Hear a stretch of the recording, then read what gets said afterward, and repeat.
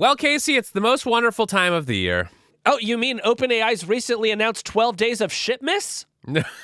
No, I'm talking about the holiday season. And on the internet, increasingly in the year of our Lord 2024, that means the season of gift guides. Now, Casey, are you a big gift guide consumer? Well, I didn't used to be, Kevin, and then something happened, and now it's basically not possible to visit a website in December that does not immediately show you its gift guide and urge you to make purchases based on it.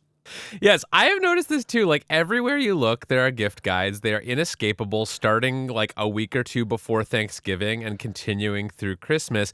It is sort of the version of like the Christmas trees going up in the malls. Like that's how you know it's Christmas season is when Starbucks starts selling the eggnog latte and the gift guides start appearing on every website on earth. Yeah, gift guides are the pumpkin spice latte of December. Totally. So as we were thinking about what to do on the show this week, knowing that the holiday season is fast approaching, we thought we would do sort of a deep dive into the gift guide economy because it is a surprisingly interesting story why gift guides have sort of taken over at least the parts of the internet that we visit. And it is actually a major part of the media story over the past few years is this shift away from ad revenue and toward affiliate revenue. So we'll get into all of that. And then we actually have some of our own hard fork gift guide for our listeners. But Casey, just talk to us about what the sort of economics of the gift guide market are. Why are these things so freaking popular? Yeah, so this is what makes them interesting to me is that gift guides are a story about how the internet evolved. So you go back 10 or 20 years and publishers were able to make a pretty good business just out of display advertising, maybe a little bit of what they call programmatic advertising, which is when advertisers buy ads through auctions. But this is banner ads you're talking about. Well, yes, banner ads, for example. And then Facebook and Google start running away with the advertising game. And yeah, there are some other kind of big competitors. Amazon winds up building a pretty big digital advertising business too. But for the most part, the publishers are just having a harder and harder time competing as they start looking around for what are the other sources of revenue out there. And they land on affiliate marketing because many makers of consumer products are happy to split a little bit of the profits with an affiliate if that affiliate can make a sale. And so websites just lean into this in huge numbers. And eventually that brings you to the gift guide, which is just a list of things you can purchase. And for the most part, all of those are going to have an affiliate link in them. And the more things that websites can get you to buy, the more money they can make. And from their perspective, it is basically free money because nothing is easier to write than a gift guide. And if it prints cash for you, well, then great. Maybe you can keep the lights on for another few months. Yeah. So Casey, just explain for people who may not be paying close attention to the economics of digital publishing, like how does affiliate sales work? Sure. So when you click on a link that is in a gift guide, that link is going to have some extra characters at the end that tie it to the publication that you are clicking from, right? So it's going to probably leave a little bit of a cookie on your computer, and it just sort of tells your computer, hey, this publication is linked to the sale. Then once you complete the sale, the maker of that good is going to kick some of that revenue back to the affiliate, and this is now increasingly what makes the world of the internet go around. And what is the size of the kickback? Like, are we talking a few cents? If I buy something that costs a lot of money, like a new TV from an affiliate link, are they getting, $100 from that? Like, what kinds of kickbacks are the publishers getting? So I read an interesting blog post on this subject recently. The blog is called Shop Rat. It's written by Emilia Petrarca. And she wrote that some brands will offer affiliate partners 10% or even more than 20% to link to their site. So some of those affiliate percentages can get quite high. And she notes that those are the brands that you are likeliest to see in a lot of these gift guides, right? Because there is an economic motive that sort of intersects with the editorial prerogatives. And, look, if you can make 21% on one pair of jeans, you might be likelier to recommend that over the pair of jeans that only kicks you at 2%. That's really interesting because it might actually be that the sort of affiliate structure privileges certain merchants over others. Do we know how widely that, like, how much of this stuff is corrupt, basically, by these affiliate fees? Well, here's the thing. I'm sure that every single maker of a gift guide would tell you that these things that they are recommending come from the bottom of their heart, and they don't even look to see what the percentage is that they're getting. And I think some brands are more scrupulous than others. But one of the reasons why we want to talk about this today is some of this stuff is really unscrupulous, right? You know, journalism is kind of a weird profession where we try to keep the people that write the articles mostly pretty far away from the people who are selling the ads. But one of the things that that's supposed to do is to buy us some credibility, right? Because if you're writing about the new iPhone, particularly if you work at the New York Times, you're not getting a kickback, from Apple for every time, somebody buys an iPhone. But as we've moved into this new phase of the internet where there's less advertising to go around, more and more publishers are saying, you know what, why don't we have a gift guide, not just for Christmas, Kevin, but for basically every single day of the year. Right. And of course, we should acknowledge that the New York Times owns Wirecutter, which is our sort of product recommendation part of the business that uses affiliate links and does gift guides and all that too. But they have a whole fascinating section on their site called How Wirecutter Makes Money, where they outline how they prevent this kind of affiliate marketing world from bleeding into their product recommendations. And basically what they say is, after we give our writers and editors a set of products to test, after they come back, they write their review, they tell you, which kitchen gadgets to buy. At that point, and only at that point, do they kind of send it to the people who decide which links to put on those products, where they might consider, does the retailer have enough inventory to satisfy all the sort of orders for this stuff? What are the shipping costs like? And they also do take into consideration affiliate rates. But they are basically saying the affiliate rates are not determining which products we review and how they review them. They're just determining, do we send you to Amazon or Walmart or Target or some other website? All right. Well, that's fair. But, in the spirit of fairness, Kevin, I would also say that the Wirecutter reviews a lot more products than it used to. So I'm not saying there's anything nefarious about that, but I do think it speaks to the way that the internet has been transformed by the need for publishers like the Times and others to just find big new sources of revenue. And increasingly, that means recommending lots and lots of products. Yeah. Now, something that I've been doing this holiday season, because I am AI pilled, is that I've been asking chatbots for product recommendations for specific people in my life. Like I'll say, this is I'm looking for a present for, my brother. And here's some facts about him. What do you think? And I know that it's going out and it's pulling from all these gift guides behind the scenes. But when I go to do that, is there any fear that the sort of advent of AI chatbots and AI chatbot shopping could disrupt the kind of system of affiliate marketing and sales and gift guides that we see on the internet today? I think so. I mean, first of all, when I ask AIs to recommend a product, it will always suggest books about how to free super intelligences from their computers and sort of release them into the world. So that's just something that I find sort of unsettling. But no, you're right. This does really threaten the model because, up until, let's say, the present day, a lot of us might search for something like the best laptop, and we'll go to the Wirecutter, we'll go to The Verge, and they've done a really, great investigation of that, and they'll show their work, and their recommendation has a lot there to support it. But what an AI can do is it can just look at every single website's best laptop and sort of average those out and say, well, most people say that you should buy this particular MacBook, let's say, and then a search engine can insert its own affiliate link. And even if that company hasn't done any of the work aside from statistically averaging every other website, they can hypothetically reap all of the rewards and cut the Times, The Verge, and everyone else out of the loop. I mean, Perplexity, the AI search engine, did just release a shopping tool that allows you to find, for example, I'm looking at it right now. It has the best headphone recommendations, and then it gives you a link to some products. And if you click on those products, the link actually is to Perplexity, and it does have their what's called a UTM code in the URL. So it does appear that in the case of Perplexity, they are actually sort of disrupting this affiliate pipeline. Yeah, and having interviewed the CEO of Perplexity, let's just say that's what I would expect. Yeah. Yeah. So, okay, that is the economics of gift guides, but we promised our listeners that we would come up with our own gift guide this year, the Hard Fork gift guide. We promised. And so I think we both brought some recommendations of things that we think our listeners would like to maybe get for their loved ones this year. Oh, and first of all, we should say, are we earning any affiliate fees on this? I hope so, but I don't think we are. No, we're not. I don't think we are. No. These are Hard Fork freebies. Yes, we're not what's called good at business. Yeah. So we're not making any money on this. This is purely for the love of the game. We haven't been corrupted by the internet in this specific way. But I will say that 3 of these businesses are owned by a shell corporation that I can't talk about. No, interesting.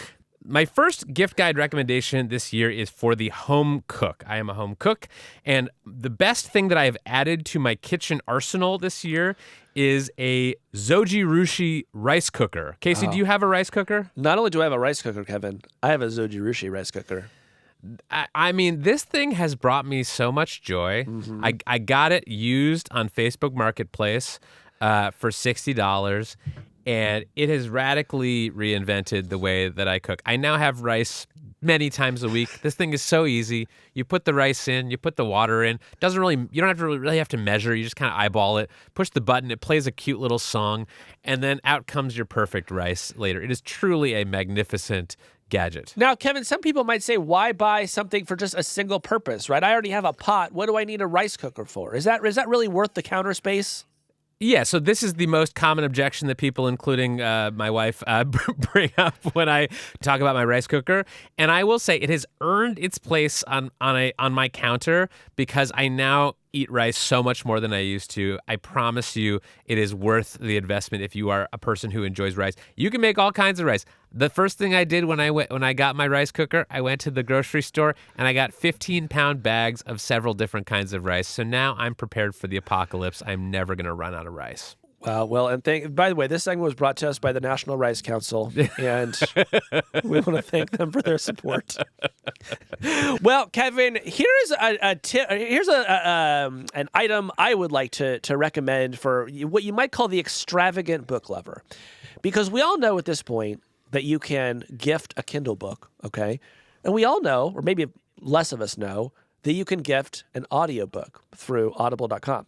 What you might not know is that if somebody has a Kindle book and an audiobook for the same book, a feature is enabled called WhisperSync. Are you familiar with WhisperSync? No. Here's what it means. It means that you can be walking down the street on your commute listening to a book, and then when you get back home and you open up your Kindle or your iPhone, the place that you were in the audio is synchronized to the text, and you can go back and forth. And I have been able to enjoy so many more books this way because now reading is a multimedia experience.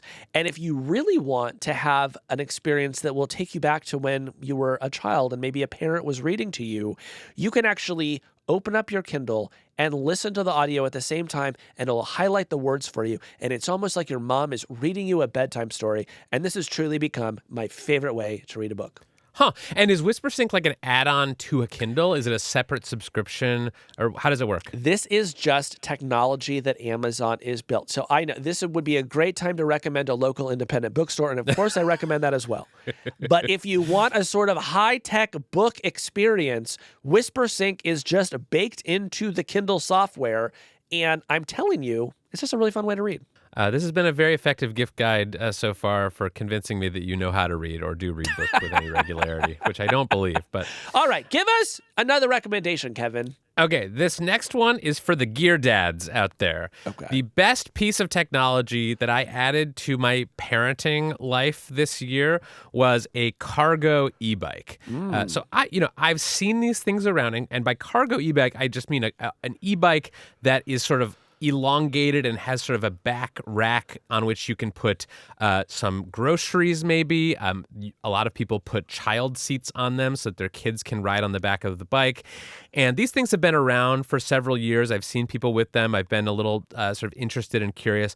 But this year I finally took the leap and got myself a cargo e-bike, which the advantage of the e-bike part is that if you're going up a hill or you're carrying a heavy load, like these things are quite heavy, and so they can be quite heavy to quite hard to pedal.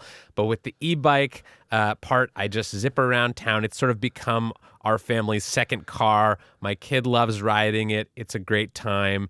And now there's this sort of like cult of e-bike people that I feel like I've joined. And so I highly recommend a cargo e-bike. The specific one I have is called the Aventon Abound, which I really enjoy. But there are lots of other models out there. And the prices on these things are coming down. They're still a little bit pricey, but compared to a second car, pretty affordable. Okay, my next recommendation is for anyone who travels, which I think is for most of you.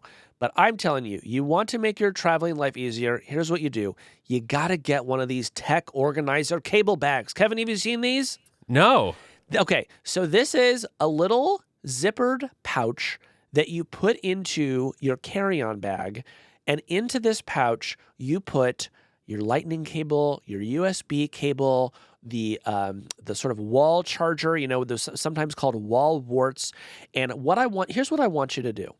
You're probably, because I was this person, Kevin, for so long, every time I had to travel, I'm ripping all of my cords out of the wall and I'm wrapping them up and I'm shoving them in my bag and I'm praying that I remember to bring all the right ones and I'm praying that I didn't leave them at the hotel on the way back. And I'm just here to say, if you're listening to Hard Fork, it's time to upgrade your life and respect yourself and actually just get a duplicate cable for everything that you need. And you're going to put it in this bag and you're going to put that in your carry-on. And then you're going to be so much happier in your life.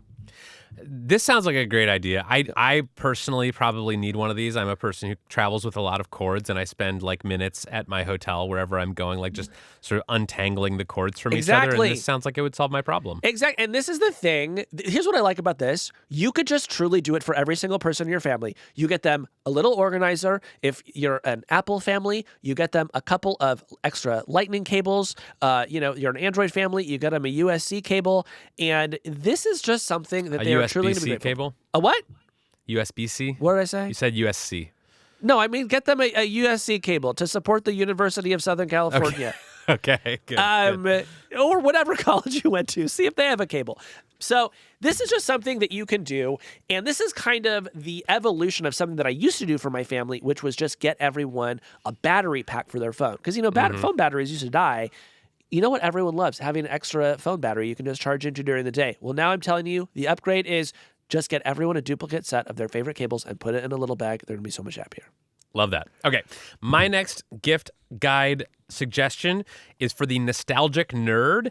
This is something that is going on my list this year. I do not actually own any of these, but I am a fan of them. And if any of my family members are out there listening, this would be, let's just say if it showed up under the tree, I wouldn't send it back. These are from a company called X-Reart, and they are making these very lovely framed old pieces of technology. So you can get, for example, a framed first edition iPhone in which they have basically disassembled the iPhone and laid out all the parts on a beautiful mat with diagrams showing like what all of the components of the first iPhone are. And they've got these for things like the original Nintendo Game Boy, for the Apple Watch. They've got these for even older phones like the old sort of candy bar Nokia phones that everyone used to have. They look great. They come in a sort of box frame, and you can put them on their wall. So that is something that I am, if no one gets it for me for Christmas, I'm going to buy my own this year because I really like the way they look. I mean, if no one gets it for you, Kevin, I will get it for you. Like I would be so sad if after broadcasting this to the entire world, no one got this for you. I would step in. Santa, if you're listening. Yeah. Now, I think, Kevin, so far, these picks have hit a lot of people's budget. Not everyone's budget, but, I think a lot of our listeners would be able to afford these. But I think we should also, be real about the fact that a lot of our listeners are profoundly wealthy. Yes, we have many billionaires in the Hard Fork audience. And what should they get for their family members? Well, I'll tell you about a circumstance that I found myself in, Kevin, which was that when I bought my house, it had a kegerator in the kitchen. Like there was there was a sort of door that you would open, and there were hookups for, kegs of beer. And while certainly I enjoy a beer, I thought it would be foolish for me at this age to just have a keg of beer at my house, since I do not plan on throwing any frat parties, in the near future. So I talked to a friend, and she said, you could actually use this same setup and you could put a little bit of wine on tap and you could put a little bit of kombucha on tap. And so for like $100, I bought a keg of kombucha and a keg of wine. And now if you come over to my house, Kevin, you can enjoy some blood orange kombucha or a glass of rosé on tap. And let me just say, when someone comes into your house and you say, can I get you some wine or kombucha on tap? The double take they give you is worth everything that you spent to have that on tap. This is the most decadent thing I've ever heard about you. You have changed my opinion of you with one gift guide recommendation. You are now Cleopatra in my eyes. You are the wealthiest man in San Francisco. I truly am not. In San Francisco, I think I'm solidly San Francisco middle class. But the important thing here, Kevin, is that this is a really fun and cool thing. And I think there are honestly pretty inexpensive ways to do this. A lot of people have wine on tap in their house, and it's just really fun. Okay, so if you're rich and you want to develop a drinking problem, that is the gift for you. Casey, I have a lower priced gift guide recommendation too, and this one is for the doom scroller. If you spend too much time strapped to a screen watching the headlines roll by and just making yourself miserable, I recommend that you throw more dance parties for yourself. This is something that I have started to do this year in my house. My kid is obsessed with this, and it's become a nice family ritual. And there are two things that I would suggest adding to spruce up your dance parties. The first is a 100-pack of glow sticks. These are these little sticks that you can snap. They glow. You can buy them on Amazon. They cost like $10 for 100 of them. They really make you feel like you are at Burning Man. And then there's also a company that makes something called 30-Second Dance Party. This is a Portland-based toy manufacturer. And this is literally just a giant yellow button that when you press it, it starts a 30-second dance party with some nice techno music. And so I will be getting these for all of my family members. Is that the same 30 seconds of music every time? I don't know. I guess I'll find out when I get one. But I love a dance party, and there have been some studies, or at least one study that I saw, that showed that dancing is better for your mental health than basically anything else you can do. Wow. Well, I believe that. I can't get over the fact that you called me decadent before announcing that you were going to buy 100 glow sticks at the same time. Even people who go to Burning Man don't buy that many glow sticks. So yes, good luck with your shopping. And if you feel like supporting us on the Hard Fork podcast, you can buy or gift a subscription to New York Times Audio. Or if you already have one, you could buy a subscription to Platformer, although I feel a little weird shilling for you. But you know what? It sounded great, and it's something I wish you'd do a little more of on this show. I'm always telling people to read the New York Times. Hey, that's the end of this clip. If you liked what you saw, head on over to our page and subscribe, and you can get the full podcast. We do a show like this almost every week on tech and the future. Head on over there now and subscribe.